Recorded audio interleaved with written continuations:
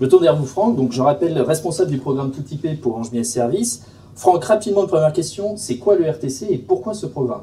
Alors, le RTC, c'est le réseau téléphonique commuté. C'est le réseau qui a été déployé dans les années 70-80. Donc, c'est la base des télécoms depuis 30-40 ans.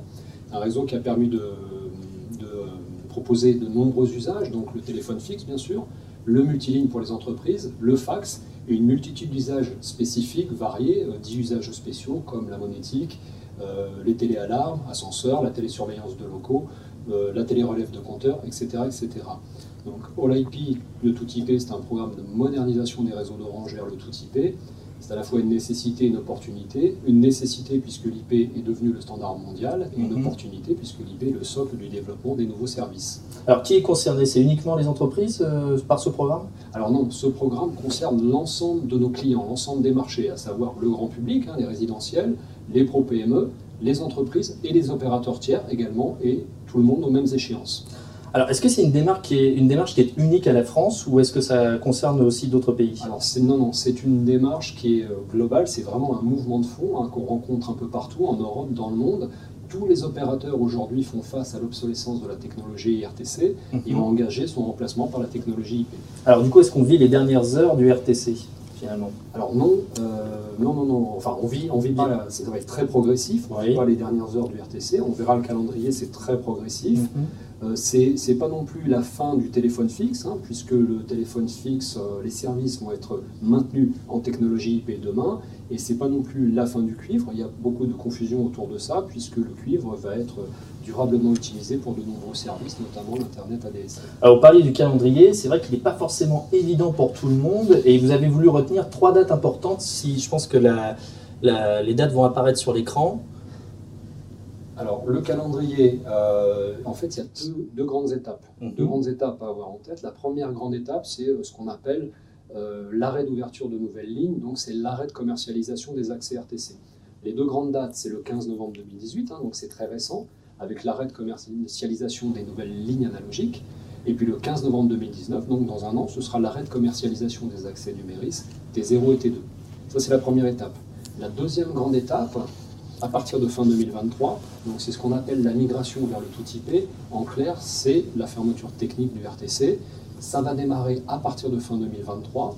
Ça va être très progressif, comme je le disais. Déjà, on a un délai réglementaire de préavis de 5 ans. Donc les premières zones qui fermeront fin 2023 viennent d'être annoncées par l'ARCEP le 26 octobre 2018. Elles fermeront à partir de fin 2023. Dans 5 ans. Dans 5 ans. Et puis tous les ans, de nouvelles zones seront annoncées. Et quand je dis que c'est très progressif, pour donner un ordre de grandeur, aujourd'hui le RTC, c'est à peu près, sur l'ensemble des marchés en France, 10 millions de lignes. Les premières zones fin 2023 qui fermeront, l'ordre de grandeur, c'est 150 000 lignes. Oui, donc proportionnellement, il y a le temps de voir venir et de pouvoir se faire sa transition tranquillement. Voilà, ça va être vraiment très progressif. Et ce qui est important aussi de retenir par rapport à ce calendrier, 2 choses. C'est que les accès existants, les accès en parc ne sont pas impactés et il n'y a aucune obligation de changement sur ces accès. Par contre, effectivement, pour toutes les nouvelles commandes, pour tous les nouveaux accès, que ce soit la création d'un site ou un déménagement, ça se fera nécessairement avec des nouvelles solutions, des solutions de remplacement en IP. Alors, du coup, est-ce que ça concerne que Orange ou ça concerne tous les opérateurs? Alors non, on l'a dit, tous les opérateurs sont concernés aux mêmes échéances, et en particulier ce qu'on appelle la VGA, donc la vente en gros de l'abonnement pour les opérateurs tiers, sur l'analogique et le T0 est également concerné, donc on ne peut plus effectivement commander de ligne analogique depuis le 15 novembre 2018, quel que soit l'opérateur. Alors, qu'est-ce qui existe comme type de remplacement? Parce que, comme vous le disiez, il y a des entreprises qui ne font pas que de la téléphonie sur ces lignes RTC, et il y en a d'autres qui ont un usage très basique. Est-ce que, du coup, il y a des offres de remplacement? Alors, les offres de remplacement, quand on parle de voix sur IP, elles existent déjà. Notamment, c'est ce qu'on appelle les offres multiplay, en couplage voix et données. Donc ça, c'est des offres, effectivement, qui existent, qu'on commercialise déjà depuis 10 ans. Pour vous donner une idée, il y a à peu près 100 000 sites entreprises en France qui sont équipés avec ces solutions. Et ces solutions, donc multiplay, couplage voix data, elles permettent une vraie évolution de la téléphonie d'entreprise et elles permettent une ouverture vers des nouveaux services de type communication unifiée, collaboration. Donc c'est vraiment une opportunité pour évoluer vers les nouveaux services, pour transformer sa téléphonie. Et alors sur les usages simples, basiques, c'est-à-dire que demain, mon entreprise ou mon administration a besoin de remplacer un truc vraiment basique, je ne cherche pas une offre de science-fiction, qu'est-ce que vous avez? Alors, en fait, effectivement, on on propose déjà des solutions donc, pour le coup de remplacement 1 pour 1 à la ligne analogique et au numérique, donc des solutions dites monoplay, voix seule. Et donc là, effectivement, les clients qui ne souhaitent pas faire évoluer leur architecture télécom, qui souhaitent continuer, on va dire, à téléphoner comme ils le font depuis 10, 20, 30 ans, on va proposer des solutions de remplacement 1 pour 1. Alors, la solution de remplacement à la ligne analogique, elle s'appelle, son nom commercial, c'est la ligne Fix Business. Je crois que d'ailleurs, on a une slide sur cette ligne, je pense que le schéma sera plus parlant du coup en même temps. J'en dirai un mot. Et puis, la solution de remplacement donc, du numérique, T0, T2, donc c'est une solution qui, en IP, s'appellera Business Voix Basique.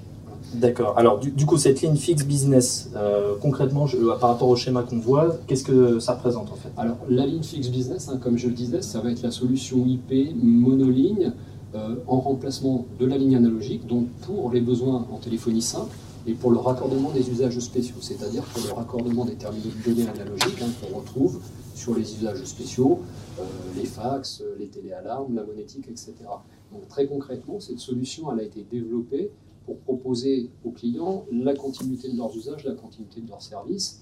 Olivier rentrera un peu plus dans le détail, mais vous voyez donc très schématiquement sur cette solution, en clair, on conserve le service de téléphonie fixe, oui. On conserve les terminaux du client, le téléphone, les terminaux spécialisés, bien souvent la paire de cuivre pour accorder le client. Ce qui change, c'est qu'on va ajouter un équipement d'adaptation au tout IP, qui est une box, un boîtier, donc une Livebox Pro. Et sur cette Livebox Pro, vous voyez, on a 2 ports dits téléphoniques sur lesquels on vient émuler le RTC et sur lesquels on peut venir raccorder un poste téléphonique ou des terminaux de données, comme un fax, comme une téléalarme. Et puis, on est sur une offre donc, qui propose un accès principalement téléphonique.